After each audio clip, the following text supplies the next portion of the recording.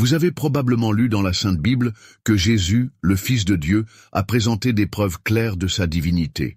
Il a guéri les malades, rendu l'ouïe aux sourds, fait marcher les boiteux et même ressuscité les morts devant les yeux des incrédules. Cependant, malgré ces miracles extraordinaires, la plupart des Juifs hésitaient à reconnaître Jésus comme le Messie. Pour comprendre la raison de ce phénomène, il faut se replonger dans le contexte historique de l'époque où le peuple juif était soumis à une forte oppression romaine. Jésus a défié les attentes de cette époque parce qu'il ne s'alignait pas sur la vision conventionnelle d'un dirigeant messianique qui libérerait Israël de l'oppression terrestre. Son message allait au-delà des attentes physiques et matérielles, se concentrant sur la régénération spirituelle des cœurs. Aujourd'hui, alors que nous explorons ce sujet crucial, nous sommes invités à réfléchir aux preuves présentées par Jésus et à rechercher une compréhension plus profonde des défis auxquels le peuple juif était confronté à cette époque. Ainsi, vous comprendrez pourquoi le peuple juif a rejeté Jésus comme le Messie. L'une des principales raisons du rejet de Jésus était une confusion ou un malentendu lié aux prophéties de l'Ancien Testament sur la venue du Messie. À l'époque, de nombreux Juifs avaient des attentes erronées, confondant les événements qui s'accompliraient lors de la première venue de Jésus avec ceux réservés à sa glorieuse seconde venue. À l'époque, l'oppression romaine était présente dans tous les aspects de la vie quotidienne. De la gouvernance politique aux questions économiques, les Juifs vivaient sous l'autorité d'une puissance étrangère, ce qui limitait leur autonomie et restreignait leur capacité à adorer Dieu selon les traditions et les enseignements sacrés. Cette oppression imposait des impôts, limitait les libertés et générait un fort désir de libération et de rédemption. Cela a nourri l'espoir que le Messie serait un dirigeant terrestre, capable de libérer Israël de l'oppression avec une armée puissante. Cependant, Jésus est venu inaugurer un royaume spirituel, apportant des bénédictions qui transcendaient les frontières physiques. Les prophéties accomplies lors de sa première venue, telles que le caractère messianique décrit dans Isaïe 11 et le lieu de sa naissance mentionné dans Michée 5:2, ont été reconnues. Cependant, de nombreuses autres prophéties furent mal interprétées ou ne s'étaient pas encore accomplies, ce qui conduisit les Juifs à douter de Jésus. Isaïe, inspiré par le Saint-Esprit, décrit de manière vivante le caractère messianique que présenterait loin de Dieu.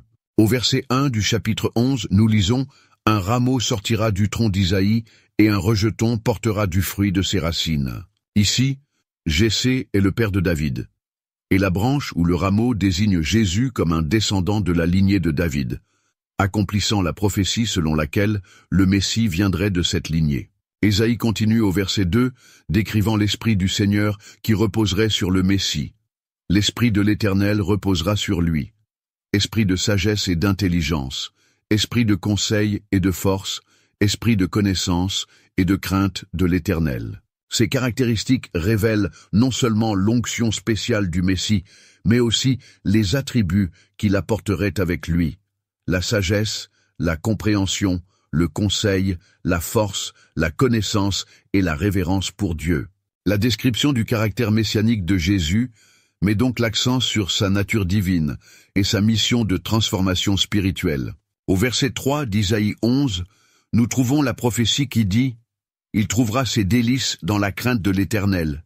Il ne jugera pas d'après ce que ses yeux voient, ni ne décidera d'après ce que ses oreilles entendent. » Ici, la prophétie met en évidence la justice et la droiture du Messie, indiquant qu'il ne jugera pas sur la base des apparences, mais sur la parfaite sagesse divine. Déjà dans Michée 5:2, comme mentionné précédemment, un trésor divin révèle des détails spécifiques sur le lieu de naissance du Messie.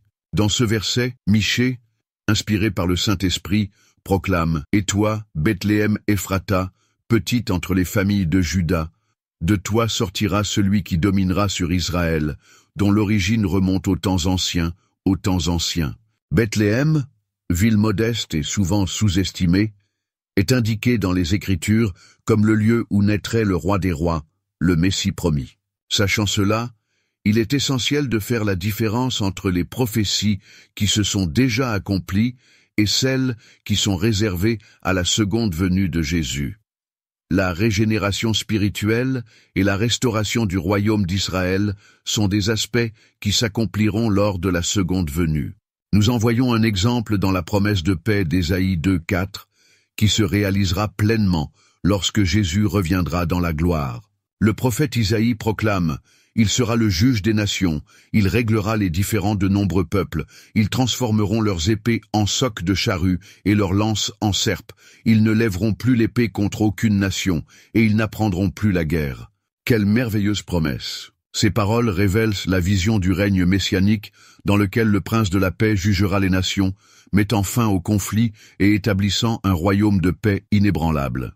La transformation des armes de guerre en instruments de culture symbolise la cessation des hostilités et l'émergence d'une ère où la paix prévaudra sur les conflits humains. Outre ce malentendu, il y a d'autres facteurs que nous devons comprendre pour comprendre pourquoi le peuple juif a rejeté Jésus comme le Messie. Jésus, avec son courage divin, a proclamé des vérités qui ont remis en question les croyances établies de l'époque.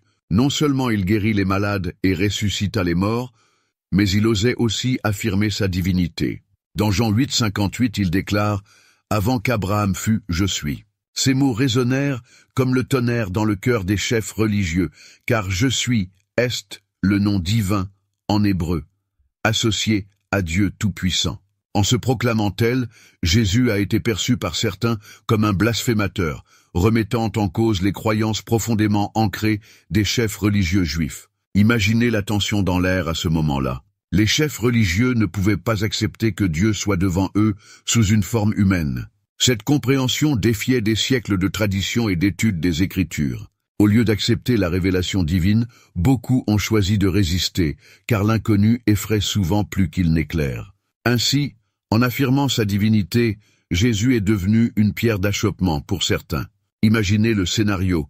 Des traditions anciennes, des lois cérémonielles et des interprétations rigides qui ont façonné la vie religieuse juive. Jésus, avec sa sagesse divine, a remis en question ces pratiques dépassées, révélant une compréhension plus profonde du royaume de Dieu.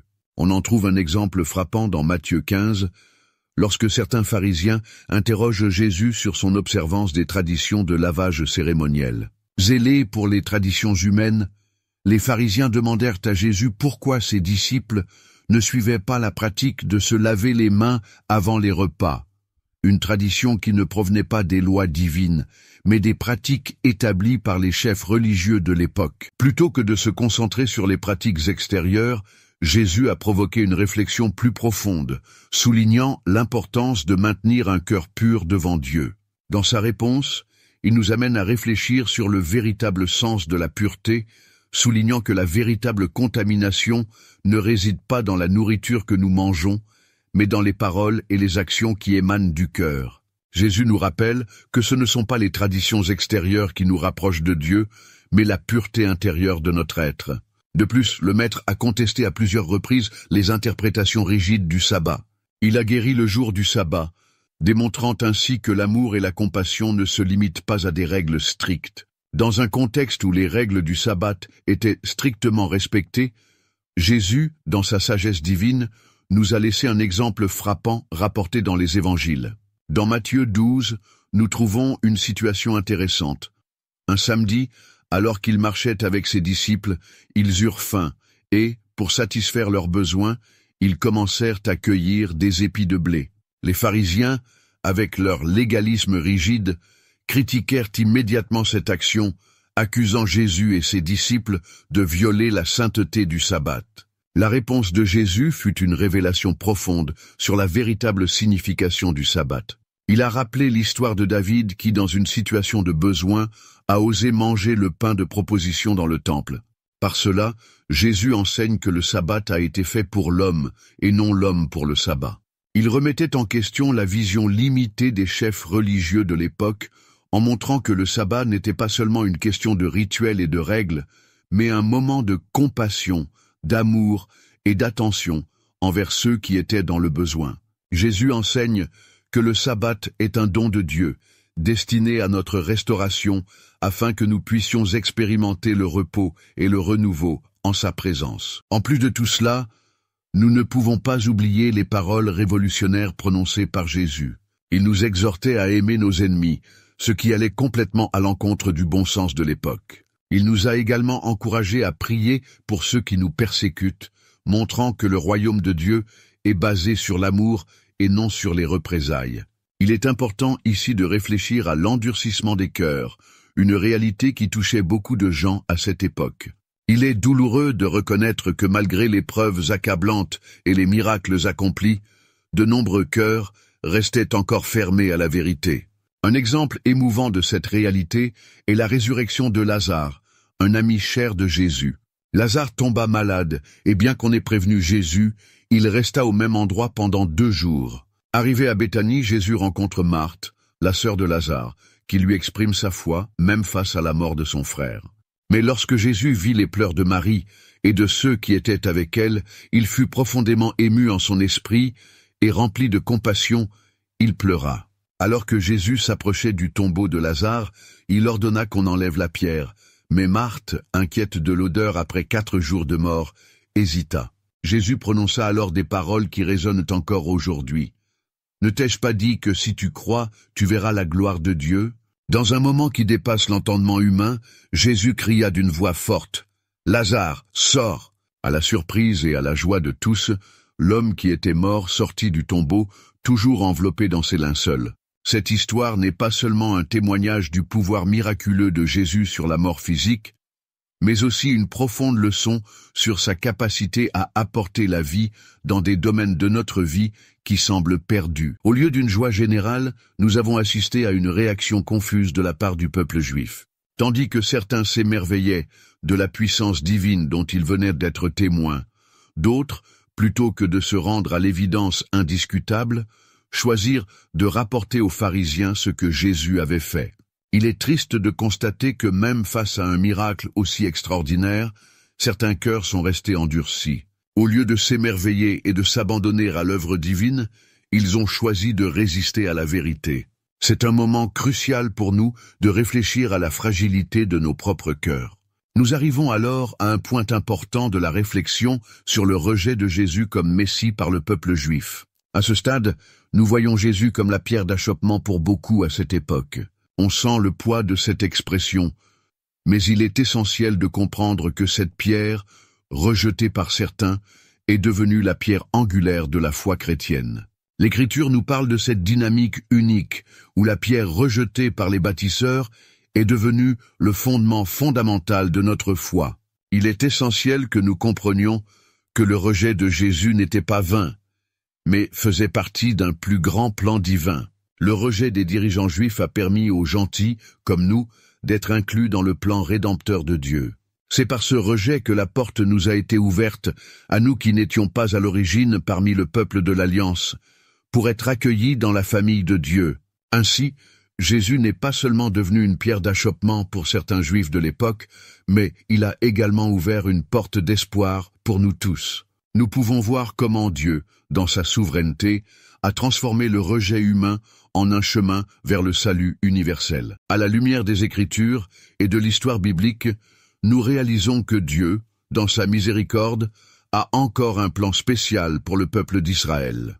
Comme Paul l'a exprimé dans Romains 10, 1, « Frères, le désir de mon cœur et ma prière à Dieu pour les Israélites, c'est qu'ils soient sauvés. » Nous partageons ce même désir dans nos cœurs, désirant le salut d'Israël. Ce désir n'est pas seulement une demande, mais une expression profonde d'amour et de compassion, alignée avec le cœur de Dieu.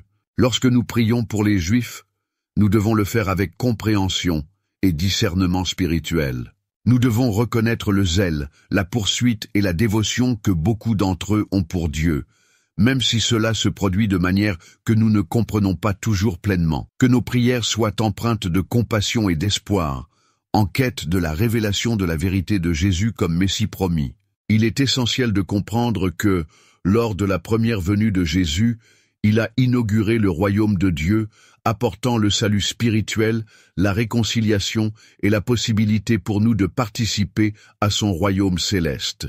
Cependant, de nombreuses prophéties concernant le Messie, liées aux aspects terrestres et physiques, attendent encore leur accomplissement final. En examinant les prophéties de l'Ancien Testament, nous trouvons des promesses telles que la restauration du royaume d'Israël, la purification du monde du mal, le règne du Messie avec une verge de fer et l'établissement de la paix universelle. Ces grands événements sont intrinsèquement liés à la seconde venue de Jésus, lorsqu'il reviendra avec puissance et gloire pour établir son règne millénaire. Les prophéties qui parlent de la régénération spirituelle d'Israël trouveront leur accomplissement, car le Messie lui-même régnera dans leur cœur. En attendant l'accomplissement de ces événements prophétiques, nous restons pleins d'espoir et d'expectative. Notre foi est fondée sur la certitude que, tout comme les promesses faites lors de la première venue de Jésus se sont réalisées, celles liées à sa seconde venue s'accompliront également dans leur intégralité. Que cette compréhension nous remplisse de joie et d'anticipation alors que nous attendons le retour glorieux de notre Sauveur qui régnera et accomplira toutes les promesses de Dieu. Au nom de Jésus, qui est fidèle et vrai, nous élevons notre adoration et notre confiance. J'espère que vous avez apprécié la vidéo. Veuillez vous abonner à la chaîne, laissez votre like et cliquez sur l'une des 2 vidéos qui apparaîtront pour continuer à regarder.